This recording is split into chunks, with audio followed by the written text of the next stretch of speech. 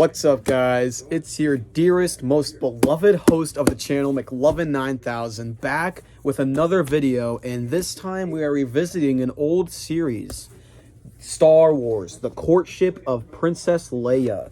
We are finally reading Chapter 2. I'm sorry I was too lazy to read it.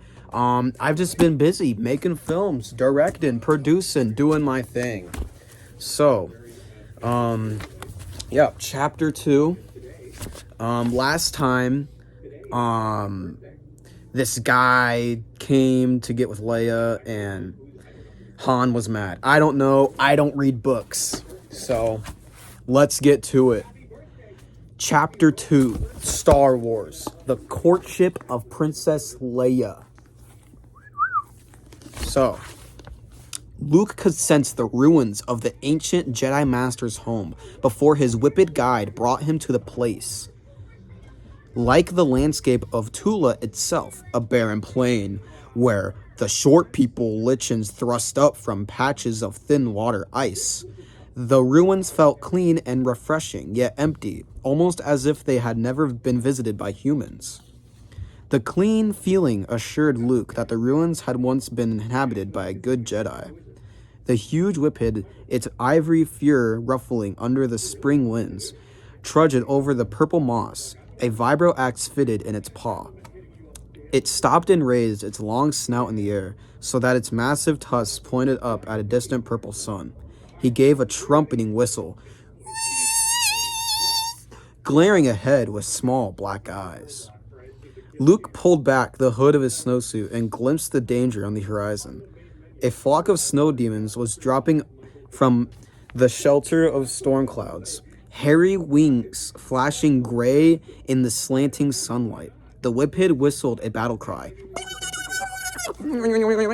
afraid they would attack, but Luke reached out with his mind and felt the snow demons' hunger. They were hunting a herd of shaggy motmots that moved like icy hills in the horizon, seeking a calf small enough to slaughter. "Peace," said Luke. I don't know why I'm doing an older voice. I guess it's been a couple years. Reaching up the toist of the whippet's elbow. "Show me the ruins." Luke tried to use the force to calm down the warrior, but the whippet quivered, clenching its vibro axe, eager for battle. The whippet whistled a long reply, pointing north, and Luke translated by the power of the force. "Search the Jedi's tomb if you must, little one, but I will go to hunt. Having sighted an enemy, honor demands that I attack. My clan will feast on a snow demon tonight."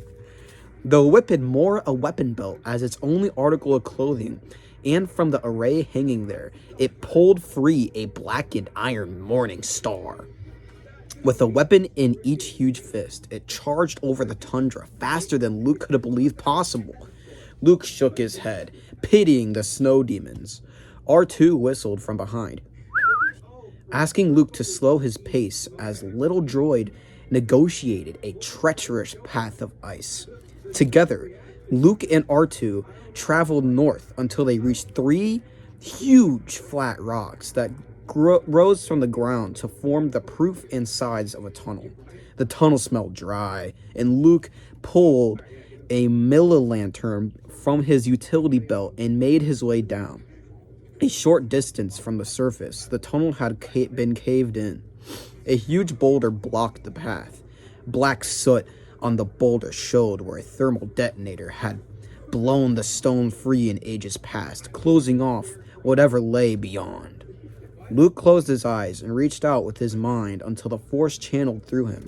He shifted the rock and lifted it free and held it. "Go ahead, R2," Luke whispered, and the droid rolled forward, whistling in dismay as it passed beneath the floating rock. Luke ducked over the hovering boulder and let it settle behind him. On the dirt floor immediately behind the rock, Luke found the boot prints of Imperial stormtroopers, still preserved after all these years. Luke studied the prints, wondering if they would have belonged to his father. Darth Vader probably would have had to come. Only he could have killed the Jedi Master who had lived in these caverns. But the footprints told him nothing. The tunnels wound down through storage rooms carved deep beneath the ground. The air carried the state scent of rodent dung and fur. Ew. A small square powered android lay dead in the hallway, long since drained of energy. A thermal heater filled another room, its power cables chewed away by small animals. Luke followed the tunnels toward the clean feeling of the Jedi, and finally found the dead Master's room. The body was gone, dissipated as Yoda and Ben's had, but Luke could feel the residue of the Master's force. He discovered a snowsuit slashed and burned with a lightsaber nearby. Luke picked up the lightsaber, flipped it on. A stream of opalescent energy. Here, guys, I'm going to use my YouTube power. How do you guys think I pronounce this word? This one right here, if you can see,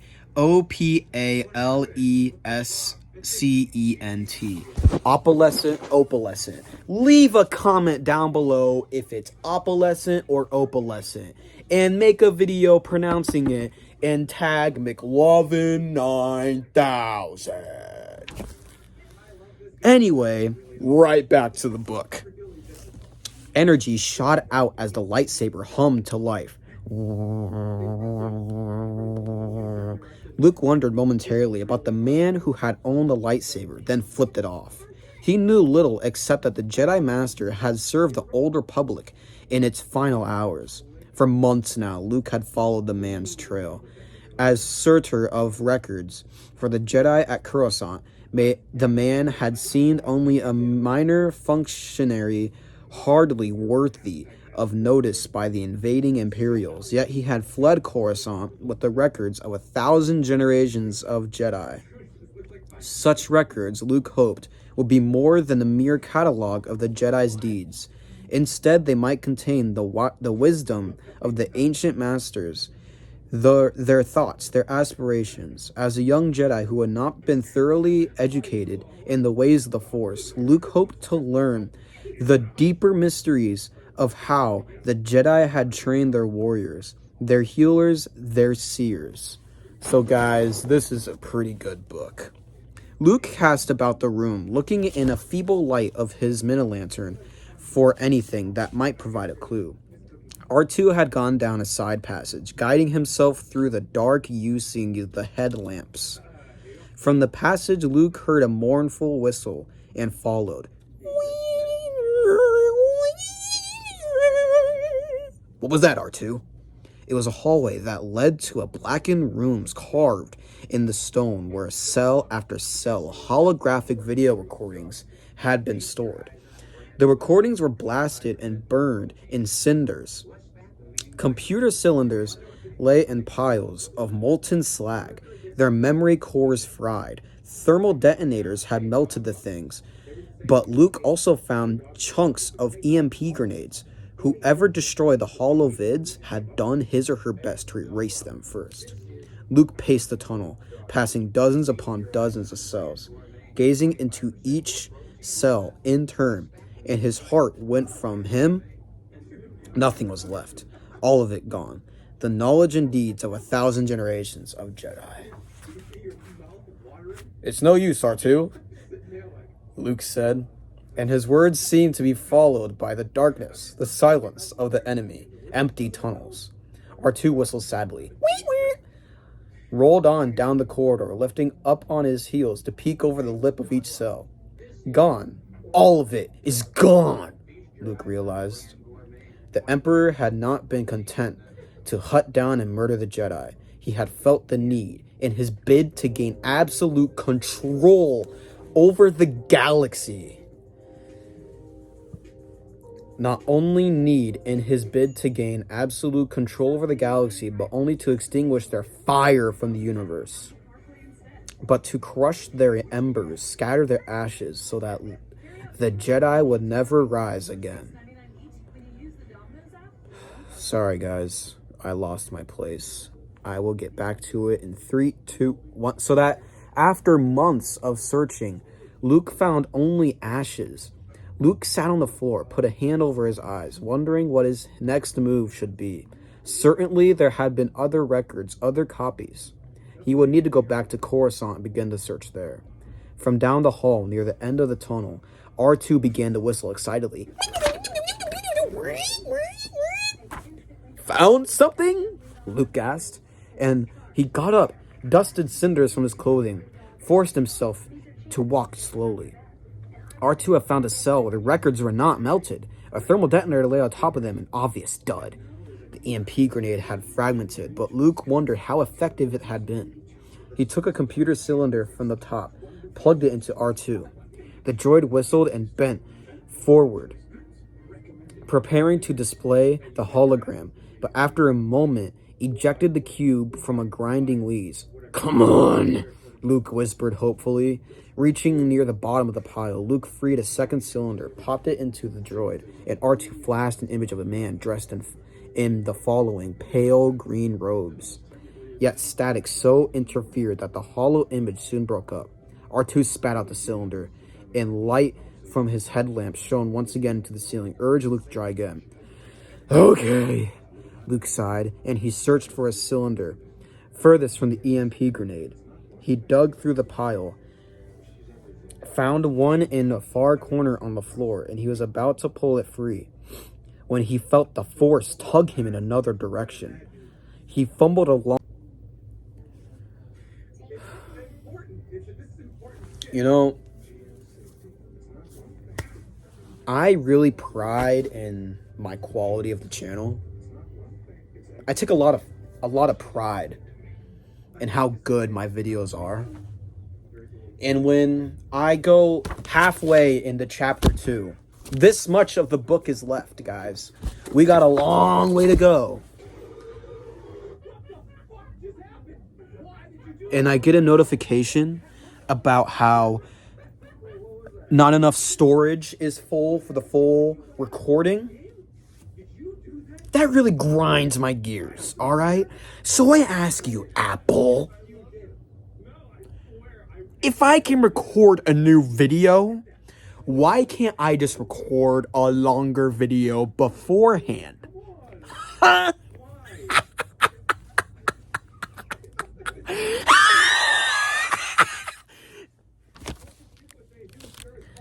Found something? Wait, we already read that.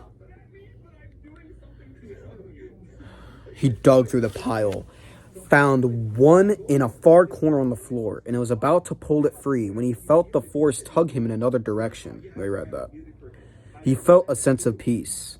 This one, A voice seemed to whisper. this is what you seek.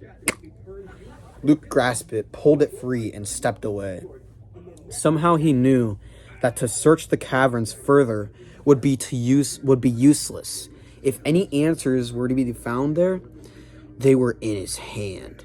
He popped the cylinder into R2, and almost immediately R2 caught a signal. Images flashed in the air before the droid, an ancient throne room where one by one Jedi came before their High Master to give reports. Yet the hollow was fragmented, so thoroughly erased that Luke got only bits and pieces. A blue-skinned man describing details of a grueling space battle against pirators, a yellow-eyed Twi'lek with lashing head tails, who had told of discovering a plot to kill an ambassador. A date and time flashed in the holovid before each report. The report was nearly 400 standard years old. Then Yoda appeared on the video, gazing up at the throne. His color was more violently green than Luke remembered. He did not use his walking stick. At middle age, Yoda had almost perky carefree, not the bent, troubled old Jedi Luke had known. Most of the audio was erased, but through the background, his Yoda clearly said, "We tried to free the Kuntor from Dathomir, but repulsed we were by the witches. Skirmish with Masters Garton and Valutan. 14 Akalids killed. Go back to retrieve." The audio hissed away, and soon the hollow image dissolved to black static with popping lights. Other people gave reports. but none of their words seemed to offer hope. Again and again, Luke reflected on the... Alright. If the video stops one more time, I want all of my 136 subscribers to click the subscribe button and then press yes, I want to subscribe. Because, oh my goodness. I am McLovin 9000. And all McLovin 9000 wants to do is read the book. That's not hard, is it? It's not hard to read. I don't even read, and I know how to read. So if you guys don't know how to read. Was the Gunther a single person? Perhaps a political leader? Or could it have been a whole race of beings? And Dathomir, where was it? R2, Luke said. Run through your estrogen files and tell me if you can find any reference to the place named Dathomir. It could be a star system, a single planet, maybe even a person. He thought with dismay. R2 took a moment, then whistled with a negative. I thought not, Luke said. I've never heard of it either. Fucking dumbass Luke's voice. During the Clone Wars, so many planets have been destroyed, made uninhabitable. Perhaps Dathomir was one of those. A world so ravaged that it had been forgotten. Or perhaps it was a small place, a moon, or some planet on the outer rim so far from civilization that had merely been lost from the records. Maybe even less than a moon, a continent, an island, a city, a village, a town, a county. Whatever the case, Luke felt certain that he would find it, sometime, somewhere. They went up topside, found that night had fallen while they worked underground. Their whip-hid guide soon returned, dragging like a body of a gutted snow demon. The demon's white talons curled in the air, and its long purple tongue snaked out from behind its massive fangs. Luke was amazed that the whip-hid could call such a monster. Yet the whip-hid held the demon's long hairy tail with one hand. Alright guys, nobody understands how hard it is to record a video for the McLovin 9000 channel. So let me just give you a little picture, alright? You have to sit here for hours and read a dumb book that for some reason I read. I don't know. I don't like books. What do I want to make? Movies, apparently. I don't want to read books, all right? But I gotta read it, I guess. I gotta read the book. It's my job. Look, who do you think reads this stuff? All right, where were we? Like I care, because I don't care about books, because books are dumb. Like, just watch a video. Like, to entertain myself, I have to play a video in the background of all of my videos. Do you understand that? I'll be reading my lines in a movie and I have to watch a movie to just keep myself entertained. Because, like, why would I even want to read this? Okay, you got content. Yeah, it's boring, right? You gotta watch me, because I'm the show. I'm the reason you're here. I'm the reason you went on YouTube and clicked on this video. Me, I'm the star, not the book. All right, so next time you click on the video hoping for a book, well, you're getting a video, bro. You ain't getting no screenshot of the fucking... No, you're not getting that. All right? Now, listen to me read a book, because this is the future of content. Me reading to you. That is what books are becoming. Everyone's listening to audiobooks. Nobody reads books because there's no screen. Like, that's what people want. People don't want. No. Where did we leave off?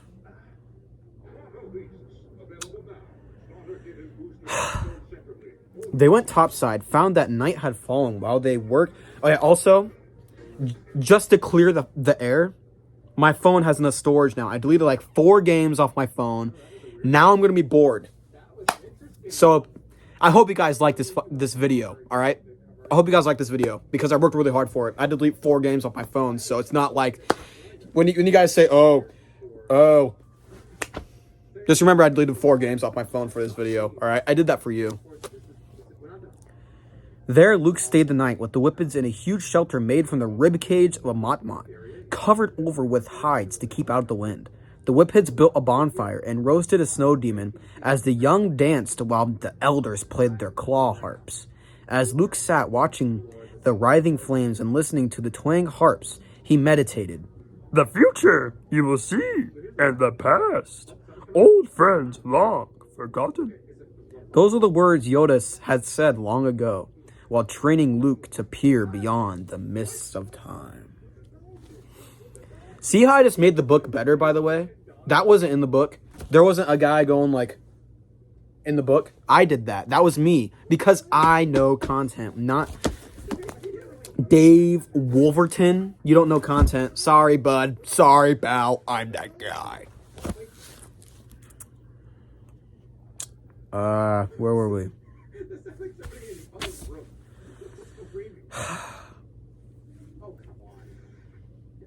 Where? Sorry, guys. This is my fault. This isn't anyone else's. Luke looked up at the rib bones in the Motmot. The Whippets had carved stick letters into the bone, 10 and 12 meters in the air, giving the lineage of their ancestors. Luke could not read the letters, but they seemed to dance in the firelight, as if they were sticks and stones falling from the sky. The rib bones curved towards him, and Luke followed the curve of bones with his eyes. The tumbling sticks and boulders seemed to gyrate, all of them falling toward him as they could crash him. He could see boulders hurtling through the air, too, smashing toward him. Luke's nostrils flared, and even Tula's. So Luke's just sitting there, just like. Tula's chill could not keep a thin film of preservation from dotting his forehead. A vision came to Luke then. Luke stood in the mountain fortress of stone, looking over a plain with a sea of dark forested hills beyond, and a storm rose, a magnificent wind that brought with it towering walls of dark clouds and dust, trees hurling towards him and twisting through the sky. Clouds thundered overhead, filled with purple flames, obliterating all sunlight. And Luke could feel a malevolence hidden in these clouds and knew that they had been raised through power of the dark side of the Force. Dust and stones whistled through the air like autumn leaves. Luke tried to hold on to the stone parapet overlooking the plain to keep from being swept of the fortress walls. Wind pounded his ears like the roar of an ocean, howling. It was a storm of pure dark force raged over the countryside, and suddenly amid from towering clouds of darkness that thundered toward him, Luke could hear laughing, the sweet sound of women laughing. He looked above into the dark clouds and saw the women borne through the air along with the rocks and debris. A voice seemed to whisper, The witches of Dathomir. The witches of Dathomir. The witches of Dathomir. The witches.